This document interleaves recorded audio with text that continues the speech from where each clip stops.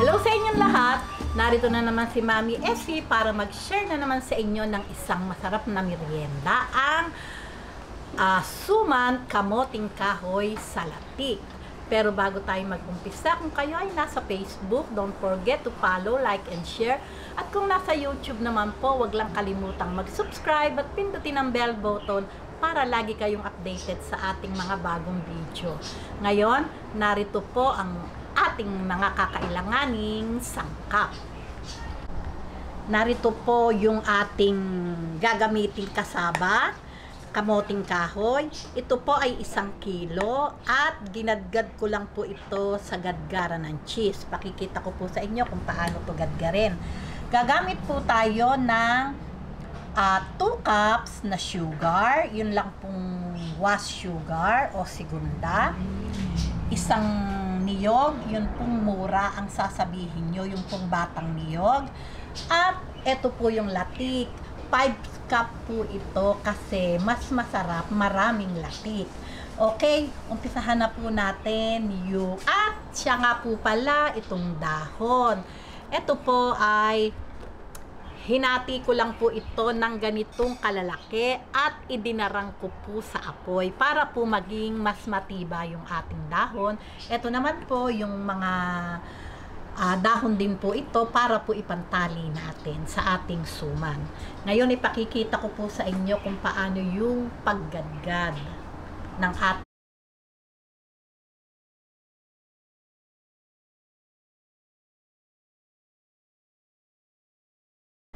Ayan, nagtira po ako ng 1 piraso para po ating gadgarin. Ito po ay merong matigas sa loob. Ipakikita ko po sa inyo. Paulit-ulit naman po akong gumagawa ng kasaba. Wag po nating isasama yon kasi po yon ay matigas. Ayan, gadgarin lang po natin.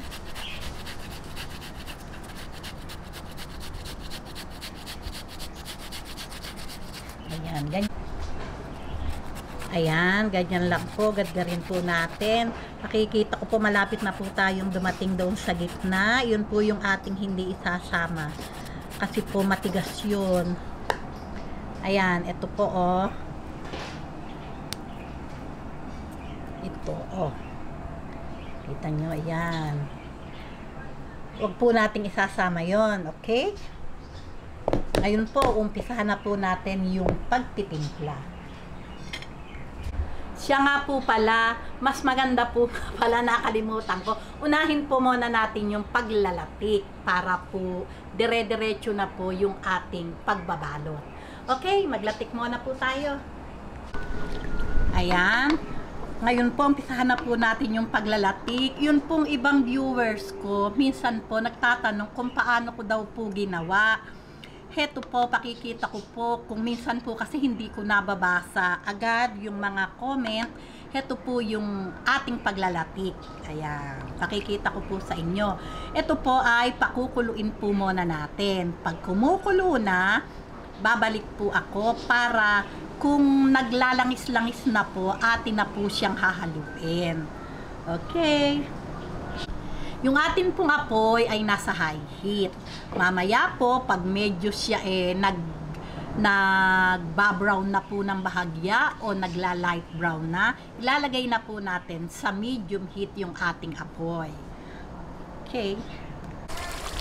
Ayan, pagka po ganitong nag-o-oil na, hahaluin na po natin. Ganyan. Kasi po baka naninikit na sa ilalim, lalo po kung ang gamit nyo ay hindi non-stick.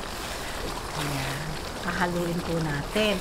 Ngayon, pagka po ganito na, ilalagay na po natin sa medium heat yung ating apoy at patuloy lang po nating hintayin na talagang lumitaw na yung kanyang langis at mag-golden brown na yung pinakalatik niya.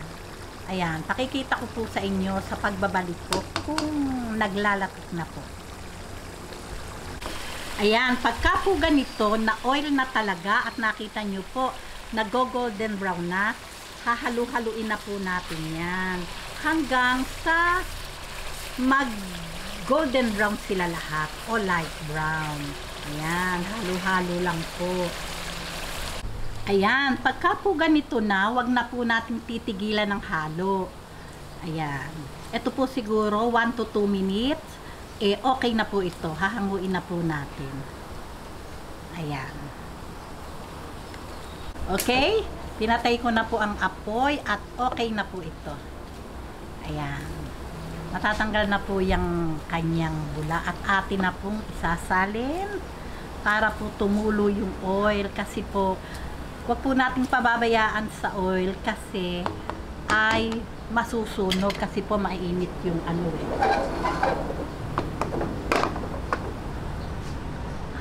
Bigla ko lang tinatay.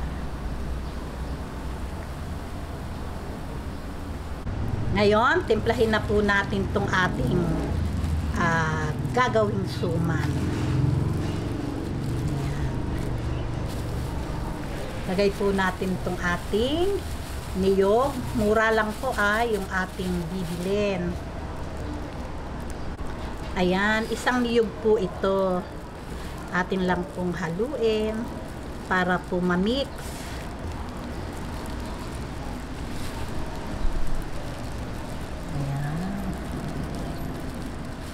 Lagay po natin ang 2 cups na sugar. Ayan, 2 cups po yung nilagay ko. Pero, kung halimbawa po, at hindi kayo pero ayos na ayos po yung tamis na yon. Pero pwede nyo po, kung hindi kayo masyadong matamis kumain, pwede po ang 1 cup and 3/4. Mga ganon. Ayan, i-mix lang po natin mabuti.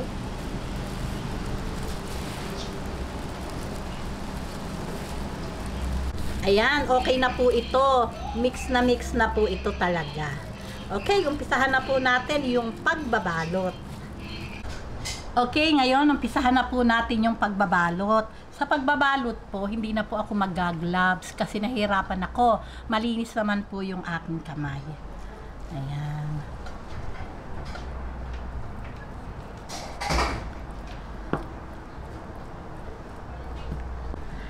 Ayan. Nasa inyo na po iyon kung ganong kalaki yung gusto nyong balot. Ngayon, lagyan natin ng latik. Siyempre po, masarap. Maraming latik. Ayan.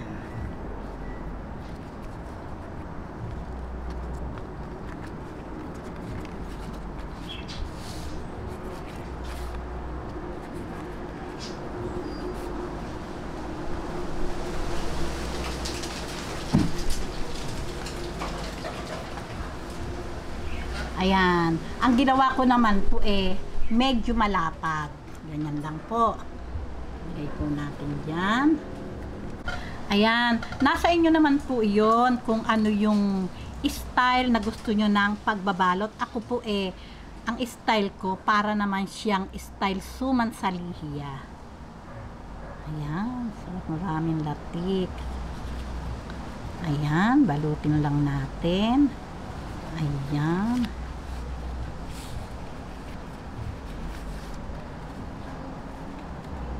Ganyan lang po, di ba? Ngayon, syempre po, ang gagawin po natin, ayan, pag-aakapin po natin. Ayan, parang lihiya talaga. Ito po yung dahon din na dinarang sa apoy para po mas matibay ipang tali. Ayan. Okay, ito pong pagtatali, wag naman po nating masyadong hihigpitan. Suporta lang po ito para hindi po umangat yung ating dahon.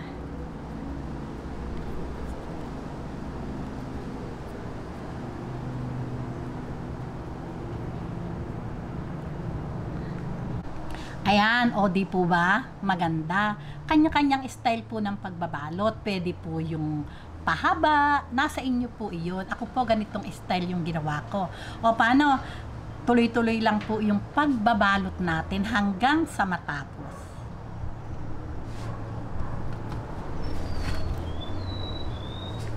Okay, ready na po itong ating binalot na sumang kamoting kahoy sa latik. Ngayon po, i-steam na po natin. Atin na pong i-steam. steam.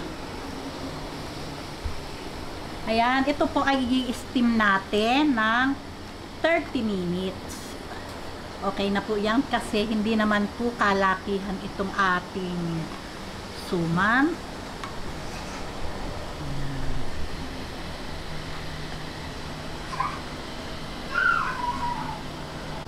Ayan, balikan po natin to. Siguro, sabi ko 30 minutes, gawin na po natin 35 minutes.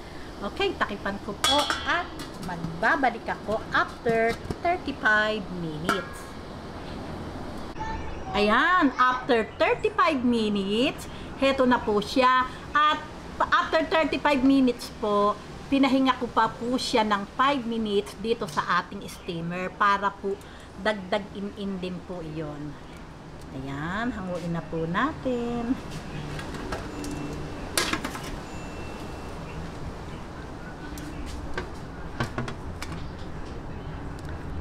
Ay bango-bango naman talaga. Ayan, magbukas na po tayo at talaga naman pong mainit pa. Oh, di ba? Oh, talaga namang ayan, oh.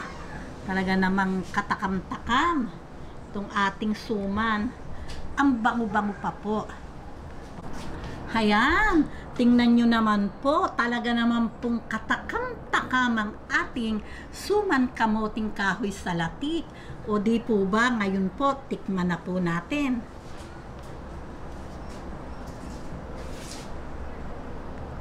Okay, ngayon po, tikman na po natin.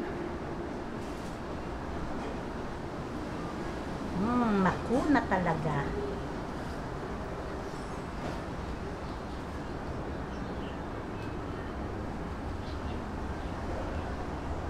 Bigyan natin ng latik.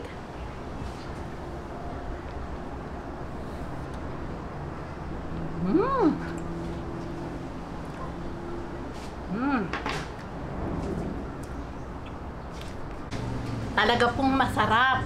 Sa 1 kilo po, tamang-tama po ang 2 cups na sugar. Talaga pong ayos na ayos lang po yung tamis at talagang yummy. O, paano po? Gawin nyo na po ito at very easy lang naman pong gawin. Meron na po tayong masarap na merienda at talaga naman pong want to sawa. Kung nagustuhan nyo ang video na to, huwag lang kalimutang mag-like. And don't forget to share and subscribe. Bye-bye!